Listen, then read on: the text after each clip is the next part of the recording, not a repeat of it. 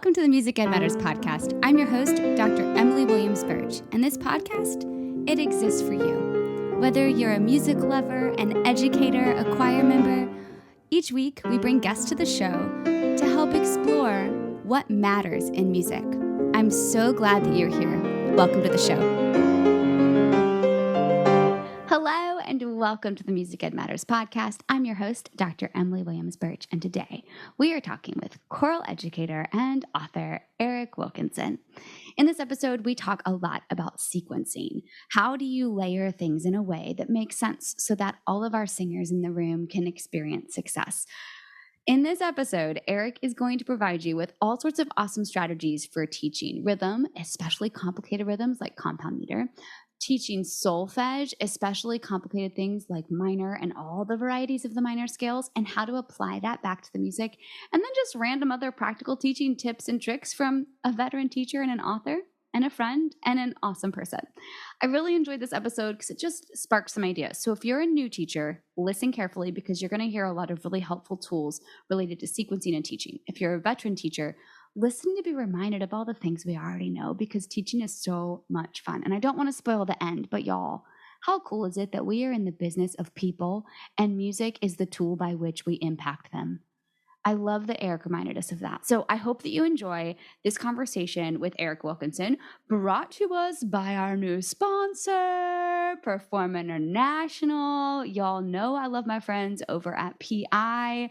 If you're thinking of going on tour domestically or abroad, if you want to take a solo trip or you want to go to a festival, whatever it is you want to do, reach out to PI and at least give them a chance to give you a bid because their trips are so well done and so much fun. I'm talking like packed houses at your concerts and amazing festival clinicians. Plus, I just love working with them all. They are awesome people. PerformInternational.com. You know that we also are super thankful for our patrons over at patreon.com/musicedmatters. You also make this whole podcast thing work. So thank you for making this passion something that I keep doing. 151 episodes, y'all. I would not be here without you. So that is enough of the housekeeping. Let's hear about habits of successful choir directors with our friend, Ēriks Wilkinson. Today on the Music Ed Matters podcast, we are talking to my friend, choral educator, and author of not one, but two books, Ēriks Wilkinson. Hello. Emmy, what's up? Great to see you. So excited to see you on Zoom. I'm loving your backdrop. So if y'all are watching this on the YouTube, check out the backdrop. We got a little foliage. All my foliage is above my head. I'd have to tilt the whole computer screen up, but I have 6 plants behind me. I am in a jungle above my head. I love it. So awesome. Hey, tell the listeners, who are you, where are you, and what do you do? Awesome. Yeah, my name's Ēriks Wilkinson. I'm the choir director at Wando High School in Mount Pleasant, South Carolina, just outside of Charleston. And I'm the choir director and fine arts department chair here at Wando High School. Wando's a large public high school in South Carolina, and it's been a blast. It's very fun and very busy, and I'm getting notifications about like a printer or something. No worries. That is the life because you can't just do one thing when you are teaching. How did you end up in our profession? Wow. So I did my undergraduate degree at University of New Hampshire, and I was actually a band kid in high school and a jazz pianist in our jazz band. And I was really inspired by my high school educators, both my private piano teacher and my high school band directors. And I was drawn to music education.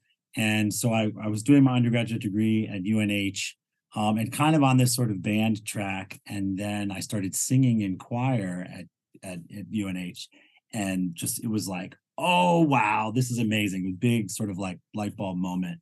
And realized like, wow, this is awesome. I want to study this more. And fortunately, I was able to do like a private conducting study with one of my teachers on a study abroad in London. Long story short, I fell in love with it, like I mentioned, and said, hey, maybe I could go get my master's degree in choral conducting. So I did that at USC here in South Carolina. And then after that, I started teaching high school choir and ever since, and just love it. Absolutely love it. It's so fun. That's awesome. Okay, so you played piano in the jazz band. What was your instrument in band? So I was a percussionist. I started, and actually, it's sort of a weird story. I played cello in middle school, fourth, fifth, sixth grade. Was not very good. In fact, I had I had one of those like a quarter zip like fleece that I would like pull the collar over my fingers on the fingerboard so that my teacher couldn't see that I wasn't really playing, and I'd just move my arm back and forth with the It's so manipulative, but so brilliant. yeah, typical middle school boy, terrible cello player. So anyway, I wanted to stay involved in music in school, and I don't know, somebody gave my family or me the idea like, hey, maybe you could be a percussionist in the band since you play piano, you can play xylophone, you can figure out how to play xylophone. And so I started playing all the mallet instruments, and then really fell in love with playing timpani. And I played a lot of timpani, and actually auditioned to be a piano and percussion major for my undergrad, and played in marching band and did a lot of like orchestral percussion playing, and then the choir part took over. So I was a band kid too until junior year of high school. But I There was you go. oboe. I played piano just for fun on the side. I also played piano in jazz band, but I have super anxiety performing. And so I could never perform. I was great in rehearsal, Yeah, but I yeah. bombed every performance. And I played oboe, and oboe has a bajillion solos. Oboe Also very solos, bad yeah, for all the performance time. anxiety. Oh my So God. I found singing in a choir is not scary because you are surrounded by humans who can Will also you talk to hear? you. There you go. Bonus points. Yes. Bonus points. That's Nice. awesome.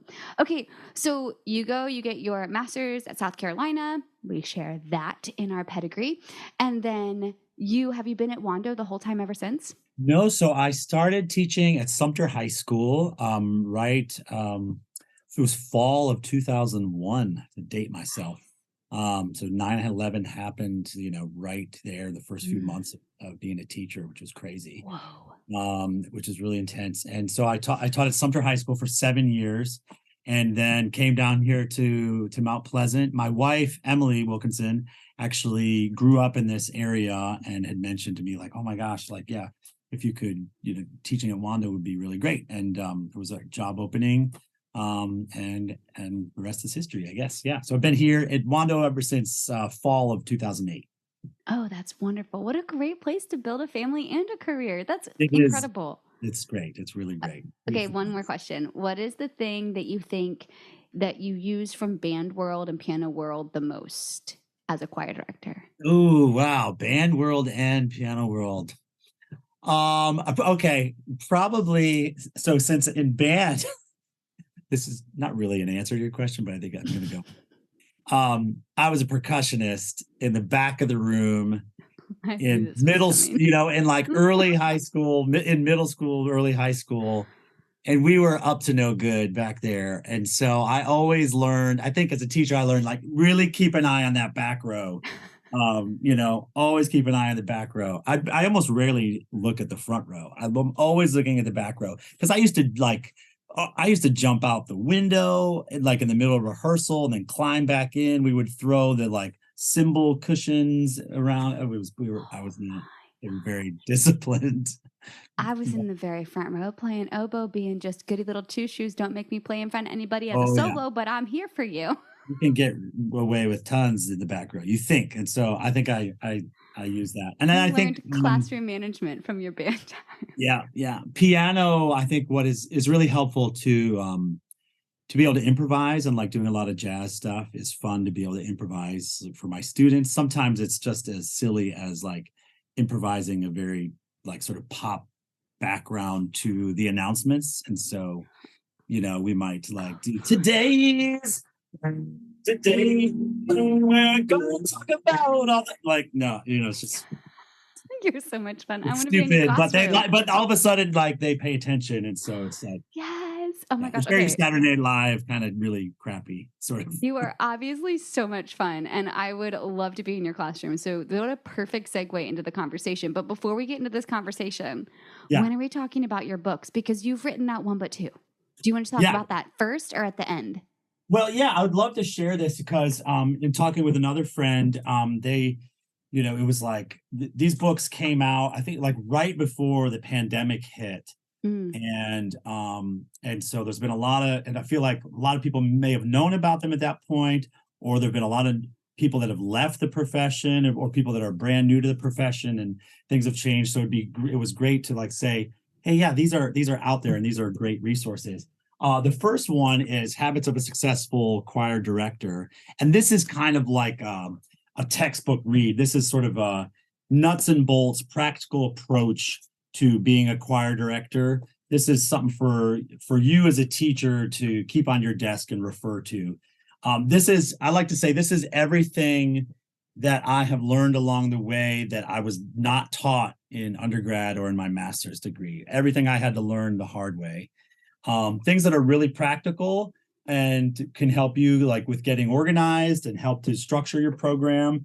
And then also things obviously that get into musical elements of teaching. So even things like developing your mission statement, working with parents, faculty, booster club, and then getting into a little bit more things specific to the classroom, managing your classroom, warm-ups, the components of singing, music literacy, rehearsal strategies, and then assessment. Even like I wasn't taught anything about assessment, and all of a sudden quarter 1 is wrapping up and I have to put grades in, and it's like, okay, what am I doing? And so some serious like practical approach to all of that. And then there's a great appendices section in here that has a sample of a choir handbook. There's a sample like music diagnostic exam that we give here each year multiple times, and all kinds of other things that are real handy. That it's just like, okay, I use this all the time. Let me just put it in there and help people and give that. So sounds like the perfect book for the updated music ed curriculum right now, because I love the book we're using for my secondary methods course, but it is a little bit dated. And Gotcha. some of the content isn't as good. So I'm sending my students like, go find someone's handbook online. And so this would really be a great resource for that. Yeah, I think again, it's like it's everything that I struggled to figure out in my first several years. And then there's only so much you can take on as a teacher. Mm-hmm. You want to make some improvements in your teaching and in your program, but you can't do it all at once. And so you have to kind of pick and choose and say like, okay, this year I'm going to work on embedding some more authentic assessments into my program, or this year I'm really going to just focus on creating the booster club, or whatever it may be. There's a lot on our plates as teachers, as choir teachers, just tons. And so it's nice to sort of have a little outline of what to work on and what to follow. Awesome. So tell us about the other one. So the other one is kind of essentially like a companion book in a way. This is Habits of a Successful Choral Musician, and there are 2 books for this. This is the student edition, and then I have a conductor's edition that's got little spiral bound and is a little easier to flip out. This one's a little bit bigger and has some different accompaniment things in there. And then this is the student one that fits nicely just into a choir folder. It's not huge or not anything. Too big and bulky. And it's not really heavy. Yeah. And the whole thing about the Habits of a Successful Choral Musician is I wanted to put into one place, into one book, like a little bit of everything that gets used and stuff that I use every year. So obviously there's some warm-ups in there, but then there's all our vocal pitch exercises, everything that we sing on solfège, to get them growing in their solfège knowledge, some ensemble work, then a sequential set of rhythm exercises, sequential set of tonal patterns to build our solfège sight reading skills, and then mini melodies, and then advanced melodies, and then some fun things like folk songs and rounds, and then a few chorales at the end, and then an added little bonus, musical terms and symbols, right? Because nobody just gives you, hey, here's your list of musical terms and symbols that you need to learn. Like in certain states, we don't have the adopted list, or maybe your state has the adopted list. But so it's nice. There's a little, you can start with this, and then if you want to add on to it, great. But at least sort of yeah. It's like having that old pocket dictionary. Remember before we had all the smart devices and you had to carry around, like I had a GRE pocket dictionary when I was studying for the GRE. Yes. I remember or pocket reference guide or translator and stuff like that. But this is better because it's like choir folder size guide. It is, yeah. And so, and it, I normally, truth be told, it's like I use a blend of this as well as stuff I'm going to write up all up on the board on the staff paper. But one thing I do like about this is every kid, has a copy. Mm-hmm. So it's like, if they're sitting in the way back of the room and they can't quite see the board, or they're at a bad angle always, this one's right in front of them. Then they can also write in this, and they can, and then I can move around the room a little bit, which is great too. And then they can take it home if they need to be working on practice. Plus, what's pretty cool is if there are any folks out there that use smart music or practice first, this whole book is also in practice first and smart music. So amazingly enough, like when the pandemic hit and we were not in school, and also, or even when we came back and we weren't allowed to sing inside, or depending on what the rules were for your district, we were doing a lot of stuff on music first and practice first. And so the cool thing was we had this book, but then everything was online, so the students could sing into their computers, and at least, it kept them going. That's awesome. What great resources, and based out of need, which is so important, because I think if it's based out of the need of you actually using it all the time, that's the same thing I say all the time. Yeah, that's the thing. It was like, I can remember it's like, oh, I'm going to pull this sight reading from this book, and I needed few more rhythm exercises from this book. I got to get a folk song from over here, a chorale from over here. All those vocal pitch exercises that I've never really written out, and the kids just learn them by rote. But what if a student, really needs to look at it, or they're new or they missed learning them at the beginning of the year and they just joined? Where is it written down? So it's all there in one thing, and you're not running to the copier again. And it's really convenient. Saving on copier time. Oh, and the line. If you went copier at the wrong time. Yeah, well, and it's copier time and paper, and then it's all organized and it's all in the same spot. So cool. Oh, this is definitely an awesome resource. I can't wait to get my hands on. And it really is the perfect segue. If you have designed those two resources, first, the textbook nut and bolts kind of to-do list of how to be a better teacher, and then all of the resources that you need to help your singers become even better musicians, then of course it's appropriate that we talk today about successful teaching strategies for choir. Absolutely. So where do you want to start with this? I think you had given me a list with rhythm, solfège, and other practical teaching tricks. So let's start with this whole teaching rhythm. You said especially compound meters. I love teaching compound meter. It is so fun. And so I'm so excited. I'm a proponent of I was a percussionist, right? Remember? So I totally get it now. It's all coming full circle. Compound meter is so fantastic. I think well, number one, I love using the Takadimi system. And so for folks that are not familiar with that, the Takadimi is a beat-based syllable system for rhythm. If I'm in simple meter, we're going to be saying ta, ta, di, takadimi, ta for, well, you understand the rhythm where musicians are listening. And then the thing that's so great is I think a lot of people shy away from teaching compound meter. And, they work on, okay, we're going to work on simple meter, you're getting better. And then we switch over to compound and we just like, oh, it's like this. And then we end up teaching by rote and the students are not actually reading. And it's really fun. And the students can do it. So in compound meter, the syllables switch to, the dotted quarter is just ta, and then eighth notes are ta, ki, da. And then 16th notes are tava, ki, di, dama. And it's just so cool. You're going to need to do that slower. One more time. Yeah. Tavakidi dama. Tavakidi dama. Tavakidi dama. And so, yeah, exactly. That's so there's fun. It's fun to say.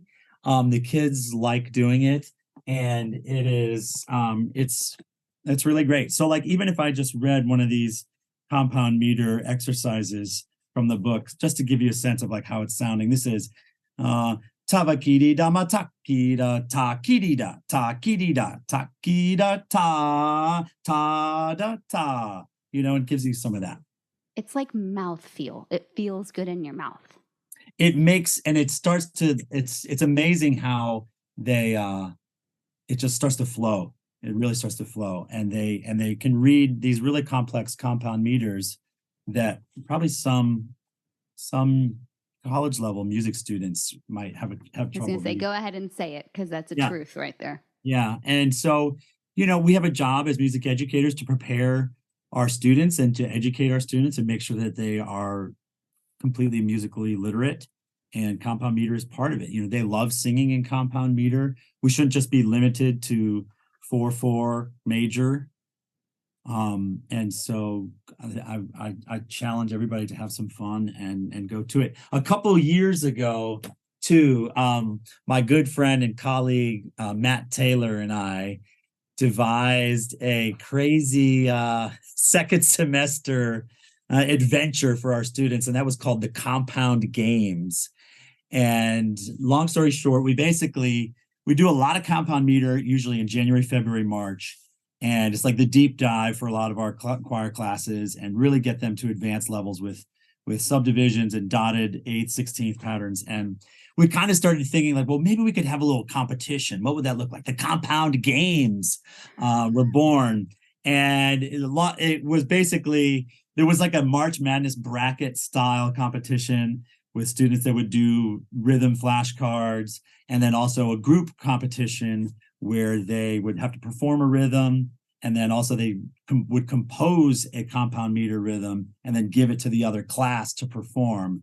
But then they also had to perform it themselves, so they couldn't just write nonsense. So this is officially going to be part of my next music theory class. So thanks for the game idea. Oh, it was huge. It was huge. So then we had it in the morning. It was all this big buildup and hype. We had it in the morning then before school.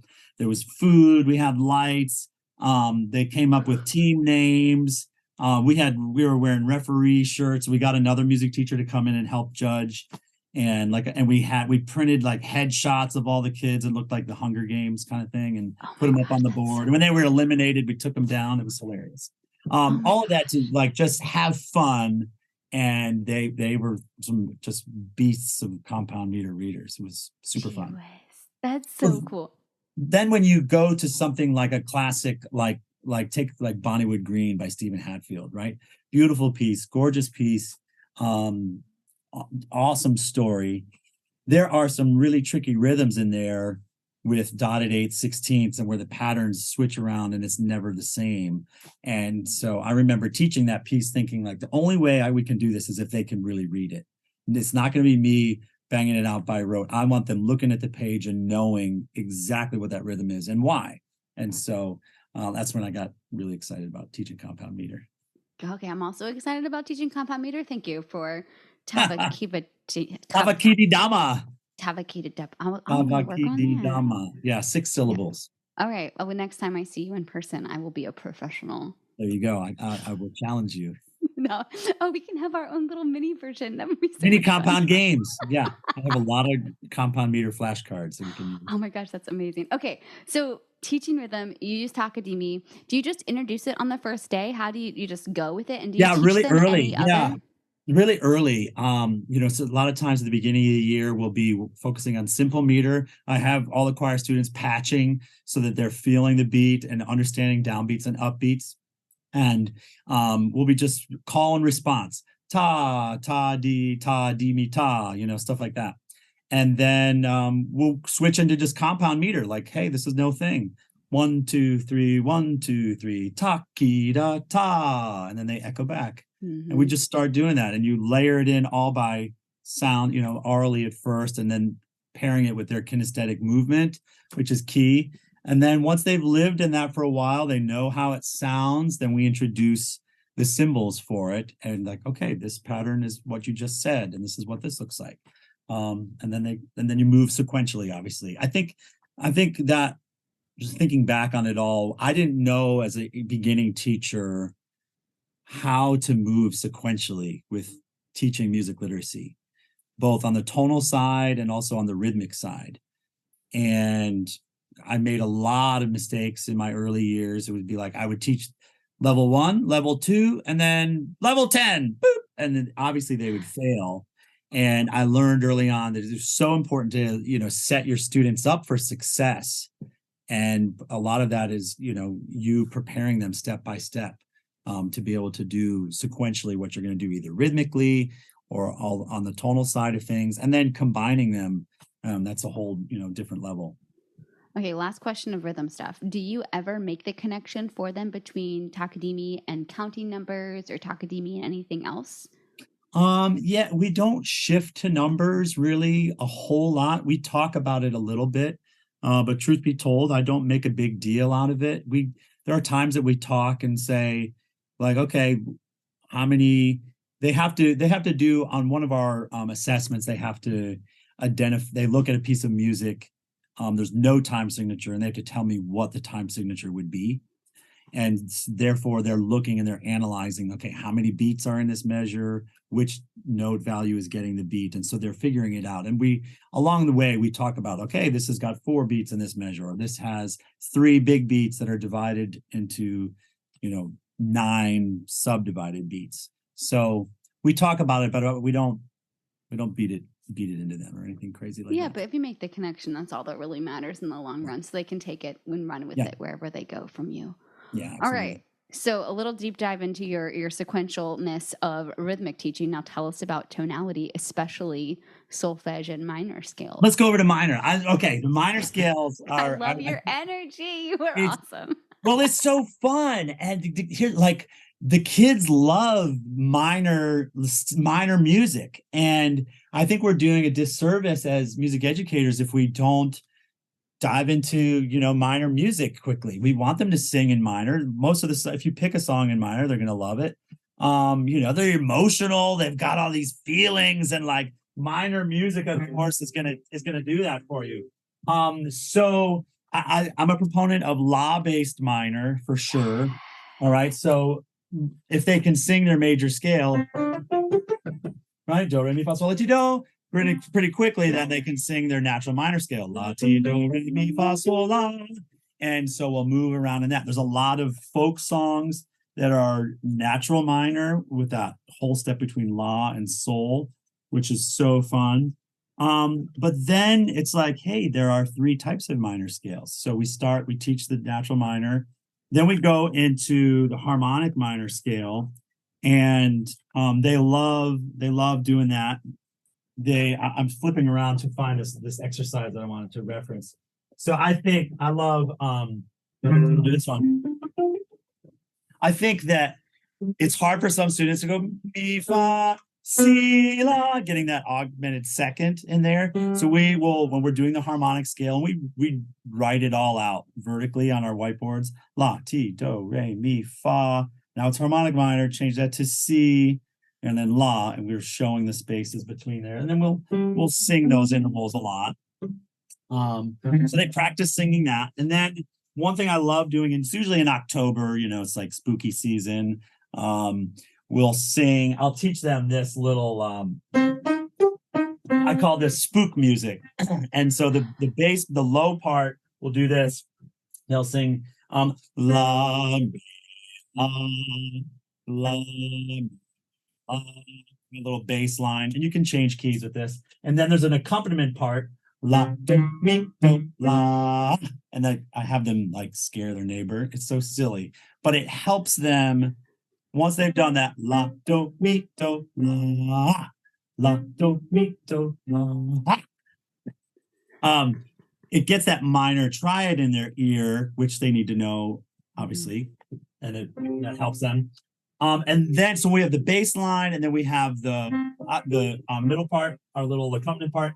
Then we float this little harmonic minor melody on top of that, and that goes la, do, mi, la, la, mi, re, do, ti, la, do, mi, la, la, mi, re, which is really fun on top of all that.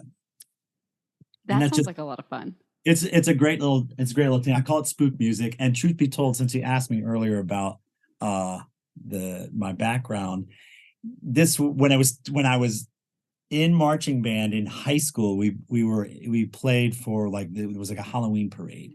And I don't know, my directors had written out this little spook music thing, and I'd totally forgotten about it. And then when I got into the classroom and I was trying to teach my students more about harmonic minor, I was like, what was that tune that I remember in high school that we did? And it was basically this. That's fun. So that's a lot of fun. But then I struggled getting students to do the melodic minor. And so we would try, I'm going to switch keys for this one. So obviously getting that la ti do re mi fi si la for them is tricky. So fa mi re do ti la. So we would sing it regular, and then I don't know, one day I just was like, okay, this needs accompaniment. We need to have some fun with this. And so I came up with this little oompa accompaniment, and then they sing this la ti do re mi fi si la sol fa mi re do ti la, and they just love to do it. And so it's just la ti do re mi fi si la sol fa mi re do ti la, and you put that underneath, and it's a lot of fun. It's shifting around, and so they sing it with their hand signs. They then, once they get used to that, I make them alternate, and they I'll go up down with this.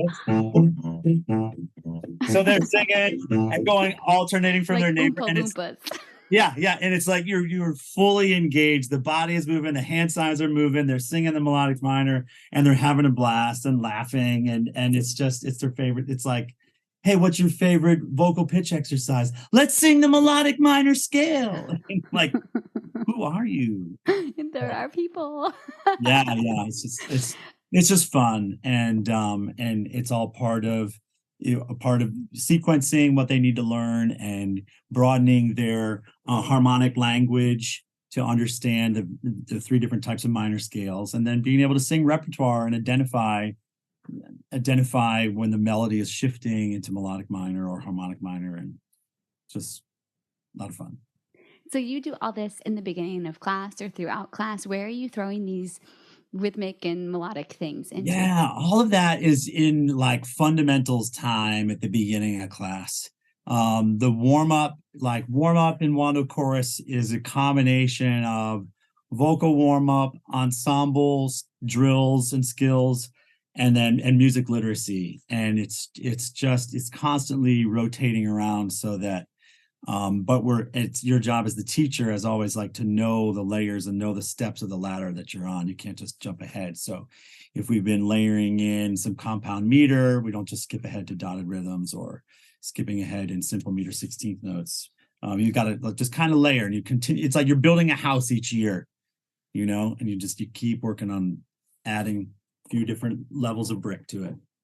I love that, knowing which rung of the ladder that you are on, because it's so easy to get ahead of yourself and know where you're going to go next or what you're expecting to hear, but to be so present in the moment and know what rung of the ladder that you are on sequentially for your students. Yeah, you just maybe write it down into a book or two, which are awesome resources. Here we are. We're on this level. Yeah.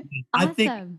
I think it's and sort of as a good challenge, like to young teachers out there and listeners, what was a big shift for me was thinking about, okay, what do I teach and how do I teach it? Okay, list everything you teach. It's a lot, and that's a big task, but kind of creating a teaching inventory chart. So even if you just went to like, okay, what do you teach when it comes to rhythm? Or what do you teach when it comes to solfège? What do you teach when it comes to vocal technique? And as teachers, making that list and organizing it and putting it into a sequential order helps us organize it. And because a lot of what we learn as choir teachers is sort of like a passed down tradition. It's sort of like oral tradition. You learn an exercise from your teacher, they learned it from their teacher, and we share ideas and stuff like that. But we've all learned bits and pieces along the way, but actually sitting down and layering it, like, okay, this is what they need first, then this, then this, then that, can be really, really helpful and can create good teaching habits and also success in your programs. So is that where the title of the books came from? The habits that you do every day, building these sequences? And it's got to be every day, or at least aspects of it. We're not, maybe Do I teach music literacy every day? Absolutely. It's not something that is like, oh, we're going to do it on Thursdays and take this book, let's dust this book off. We're going to use this today. It's every day. And if you ask the students in my program, there's always stuff up. It's like, you come in, here's your board work. This is what we're doing today before we get going into repertoire. And wasted time. Yeah. Moving fast. I love that way of teaching and getting them involved. This is so much fun. That's how I try to, I teach like my hair's on fire, and apparently I've been teaching too much because it's gone. It's gone. That is awesome. Okay. I'm almost nervous to ask because I don't want to overload the listeners because you've given us so much great stuff so far, but I really want to know, what are other practical teaching tips and tricks that you have up your sleeve? Oh yeah. Other practical teaching tips and tricks. I think, I kind of referenced it. One is writing out some music literacy element at the beginning of your rehearsal. I think maybe it's commonplace, maybe it's not, but let's say you're working on a piece of repertoire.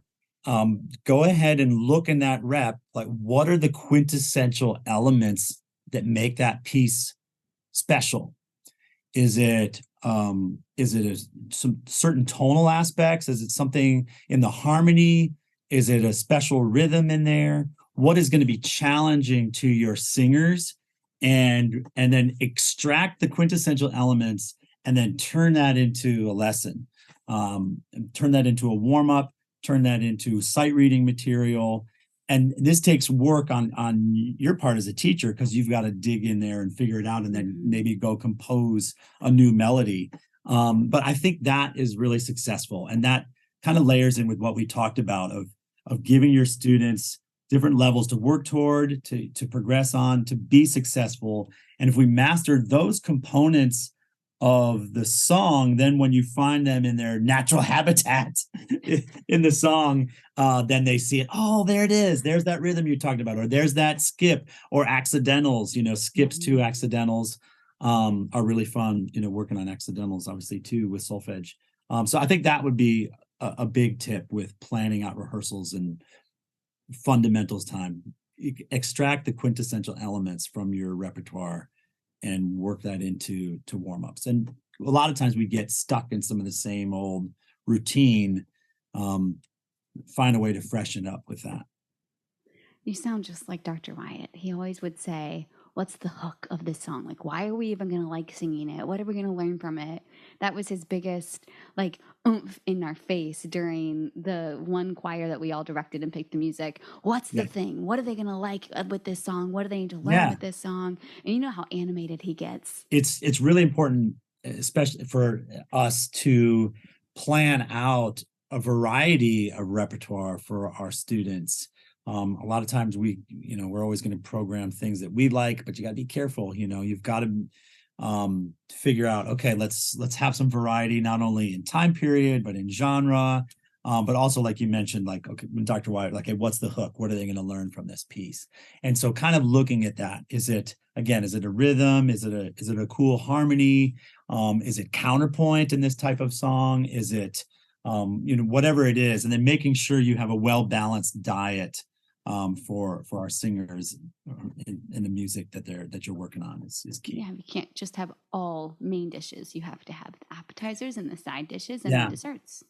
And what I have found over the years is that the more you educate them in their literacy and training their ears to be more sensitive to things like harmonic minor or melodic minor or compound meter, they are more interested in repertoire that is, well written.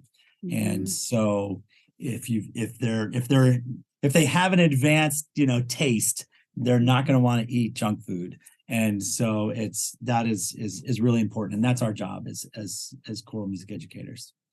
It actually happened last night in rehearsal. So I do a big, it's hilarious. You're going to get a kick out of it. I do a big survey at the end of every concert and get feedback on what music do you want to hear? What would get more people in an audience? What would get more people in a choir? Because it's a community choir, so I can be real flexible. So we did the cheesiest of all cheese for Christmas. It was like sing-along, like squirt cheese. Yeah. It was cheese, and the house was packed. Like, it was amazing. Everybody came out for it. And so for the spring, it's still a good chunk of sing-along cheese, like some good Beatles, some good Yeah. folk tunes, but we're sprinkling in some more Yeah. legitimate music in that, quote, quote, what's real music thing. But Yeah. I pulled out a piece by Wesley last night. Oh, yeah. Blessed be our God and Father. And you watched their eyes. First of all, they identified the solfège and they identified their favorite rhythmic patterns in it. And they were singing measures back and forth to each other like we always do. And then we go to sing it together. And you just watch them like, oh, this is really fun to sing. And Yeah. so we would get through it and we get to the fugue at the end of that piece. And we're working through that. And they're like, can we do it again? Yes, yes, we can definitely do it again. To Wow, see this is them written really recognize it. well. Yeah, it's so much fun to sing. It's so singable. That's awesome. I'm so glad you've made that decision by yourself. Yeah, seriously, that's so cool. That's It's so great. fun. It's not bashing any other stuff. Like, I love cheese. I don't Yeah. eat cheese, but I love cheesy music. Yeah, and it again, it's important, but it's part of the well-balanced, Yeah, it's diet. learning how to enjoy different food groups. So I feel Yeah. like last night I had the biggest epiphany just watching their faces as they sang through, and they're like, wow, this feels great. Yeah. That's awesome. Yeah, it's the same thing. What's really fun, in teaching high school students, you get a new batch and they come in and stuff is still brand new to them.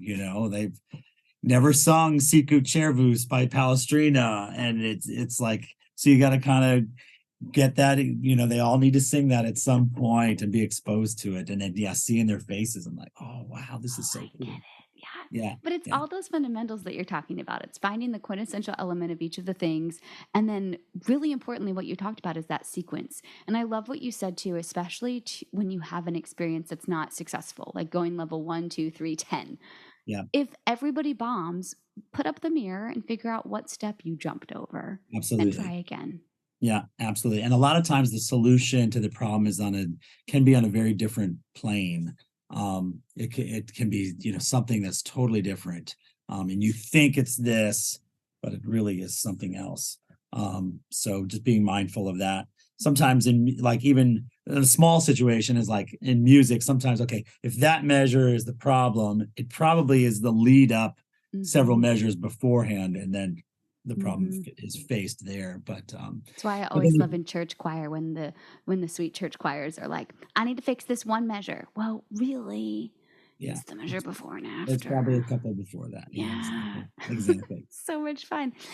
This is a great conversation, and I really appreciate you sharing all of this awesome life experience and things that have been successful and not gatekeeping. So thank you for doing this. Absolutely. It's all about sharing and getting the word out there, and providing other teachers with things that they can use in their classroom to be successful and get students like loving singing and loving being in chorus and learning more and more. We have such a huge responsibility as music educators to educate the next generation of people in this country and beyond, for what they need to know about music and what they should be able to hear, and then ultimately how they can express themselves too. And it's huge. And so finding and providing resources to other teachers that I know have worked in my classroom over the years is awesome. And so super happy to do it. I'm so excited to get my hands on these. Well, it's time for our end of show questions. They're Sure. not very hard, and I think I might know some of the answers already. So, Okay, what zucchini. is what is the best or most recent book that you have read? And you can totally say your books because I was going to say your books. But what Ooh. is the best or most recent book you have read? Well, I read a pretty interesting book on retirement recently, but has nothing to do. I'm not retiring anytime soon, but I was just trying to plan some things You're ahead. sequentially reaching for that next Sequentially goal. planning ahead. I have young children, and I want to make sure that everything's taken care of. So anyway, yeah, I like reading about financial things and stuff like that in all my spare time. Oh my gosh, that's so cool. Yeah. Not what I was expecting at all. That is awesome answer. Okay, so who or what is inspiring you right now? Who or what is inspiring me right now? Wow, that's a great question. I think, I get a lot of inspiration from some of my colleagues that I work with both here at Wando, and also some other ones that I've just known over the years that or either may have taught here. Colleagues that just day in and day out are consistently working hard, they're present, they're thoughtful about what their students need in the moment but then also leading up for what they need down the line. I always feel like some of my former teachers are like sort of sitting there on your shoulder, like guiding you along the way, saying, no, let's go this way, keep working it, stuff like that. So a lot of my colleagues and friends and teachers that I've known over the years continue to give me day in and day out inspiration to continue to work hard and to get to the finish line, as it were. Sequentially. I'm just going to keep throwing that in there. I love it. Yeah. Okay. I love that answer. And what is an organization or a group that you would like to highlight? Well, I would love to highlight my friend and composer Michael John Trotta, who kind of reconnected us, but he and I have reconnected a good bit this year. He's got great choral music out there. He does. And he's always writing new stuff. And we had a great experience this year. We commissioned Michael to write a piece for us, and then we were able to make it work there. He was able to come and work with my choir. And it was great because when he came, the piece that we had asked him to write was in this beautiful sort of draft state. And we read it with the choir, and he worked with the students, and we started to get feedback of them saying like, oh, well, maybe what about, have you considered this harmony or this rhythm? And he was asking them like, do you like this? What if we changed it to this? Would you like that? And it was a very, like, you rarely get that sort of experience with the piece. Usually this is the final version and it's been this way forever and there's no changing it.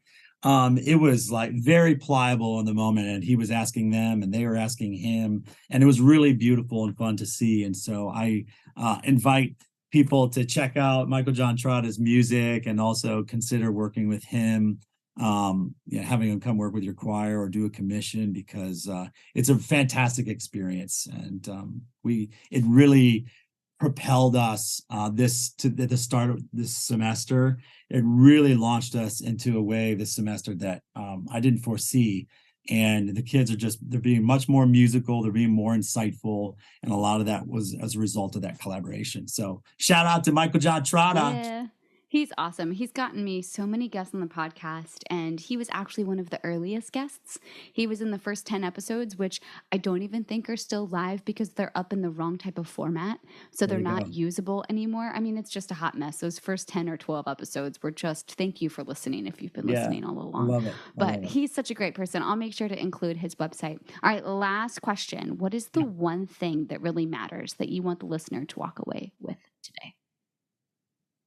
The one thing that really matters, I think, is we're in this we're in the people business, and our tool is music.